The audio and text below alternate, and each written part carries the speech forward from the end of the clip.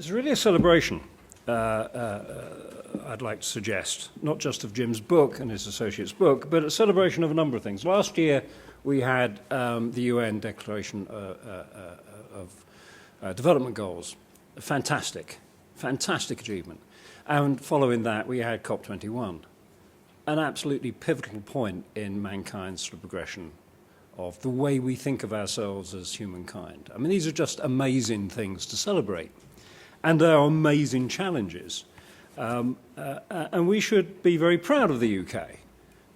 Sir David King, the Foreign Office, DEC, Amber Rudd, the UK's government, your government, did an amazing job in COP21 in the diplomacy that allowed an agreement to happen, which if any of you have ever been in a joint venture of more than 4 groups, know it becomes exponentially more difficult every time you add a person. You add 156 countries with different agendas, one would say it's impossible. Amazing things to celebrate. Now, the Secretary General sort of paraphrased all that very simply. He said, we are the first generation ever to be able to end poverty globally. First. And we're the last generation who can stop climate change because it's time sensitive. Now, why is that relevant to the work here? Because infrastructure is a core part of civilization. We're going to have 3 billion more people who are going to get a fridge, who can become middle-class consumers. Like all of you used a fridge today because you're all consumers. And if you make the next 3 billion people get their fridge the way we got our fridge, we're at 4 degrees plus. And the infrastructure we're going to build and we're going to design and we're going to choose is going to have to decarbonize at a rate of a learning cycle we have never yet achieved since the Industrial Revolution. These are fantastic challenges. These are fantastic challenges. We also have some fantastic things happening in the UK. The National Infrastructure Commission, well-led, well-resourced, and there is an achievement which we should celebrate. We have academic research, which is actually usable. And not all academic research tends to be usable, I've noticed. Shock, horror. This is not about citations. This is about giving practitioners real tools for amazingly complex gambles. And that's what infrastructure is. It is always a gamble. You've never built the right amount on time ever, anywhere in the world. And I've done it in New York, I've done it in Singapore, I've done it in Hong Kong. It's always too little or too late or too much. It's always wrong. And no one ever wants it before it's there. And once it's there, they can't let you close it for maintenance. That's the nature of infrastructure. So you're preempting decisions, your time cycle. You decide to build a motorway, and 10 years later it arrives. Now, I'm actually a developer of infrastructure. I'm chairman of the Swansea Bay Tidal Lagoon. We've been going 4 years. We expect to get to financial close in the next 18 months. It'll take us 4 years to build.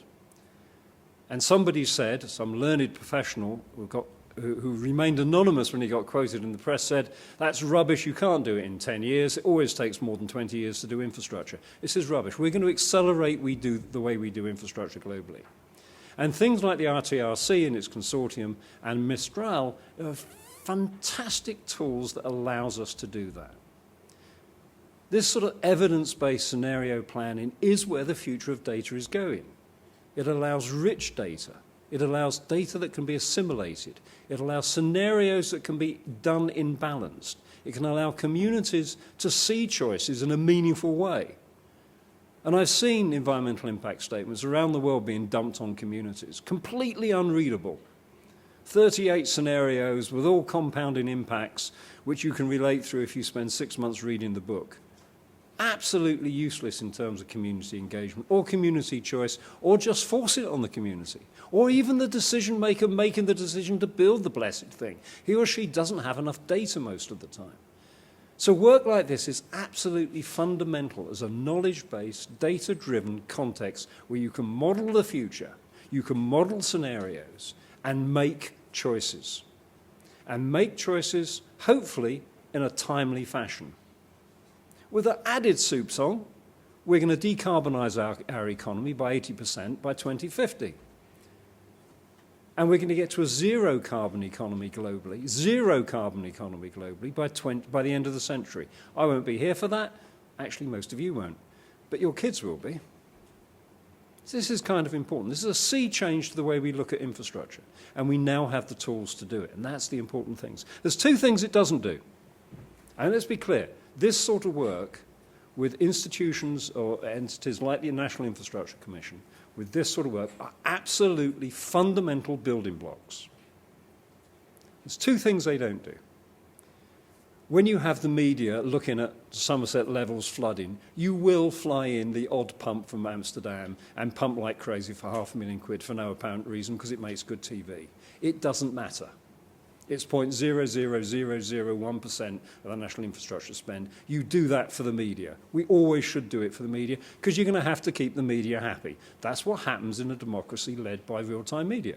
Don't worry about it, because the bulk of the money really matters. The other thing it doesn't do is the vision thing.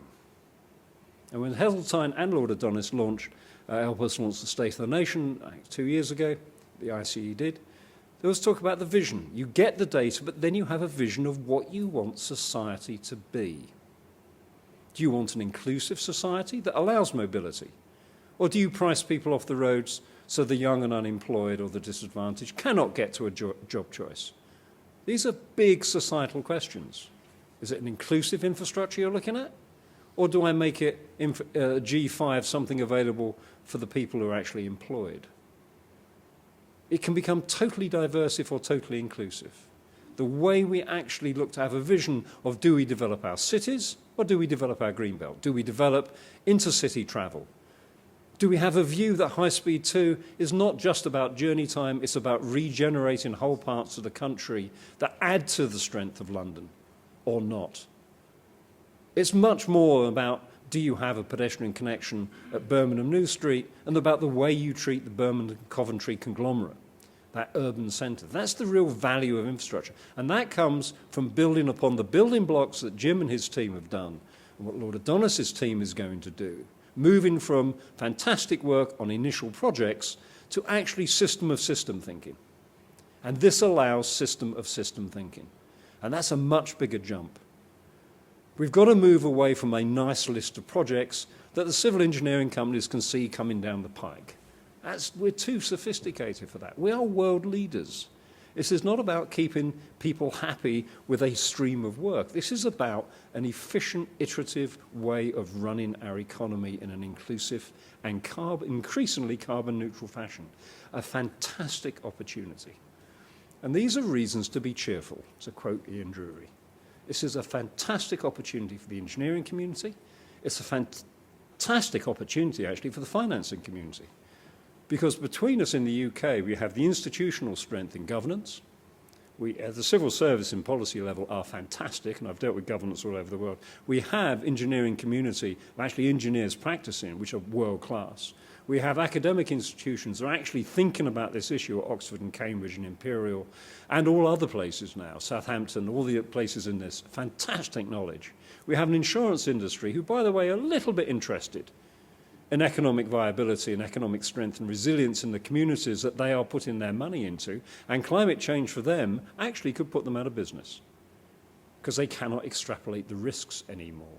It's a fantastic change. And we have the finance sector, who will lend us money to do this, either to governments or to the private sector or to both. And infrastructure, the definition of infrastructure to me is stuff that moves things or stuff that's in the street. It's not housing, it's not building. It's moving things, knowledge, data, water, power, waste. It's moving stuff, moving people. It's the street, it's the public realm. And that is an area where you always have a relationship with your government and the public. Whether you privatised it or not, you may privatise the railways, but I have no real choice about using it. It is a monopoly. So all around the world, these are truisms. We have an enormous skill set that is now exportable. And as we go on to the National Needs Assessment and the National Infrastructure and develops these systems, and Jim and his team continue to give us these tools, we have a game changer. And that's before you get the Internet of Everything and a few other things that will perk up and rich data becomes more commonplace than we are. So this is a celebration, and I will now leave it to the next talk to tell you what it is. Thank you very much.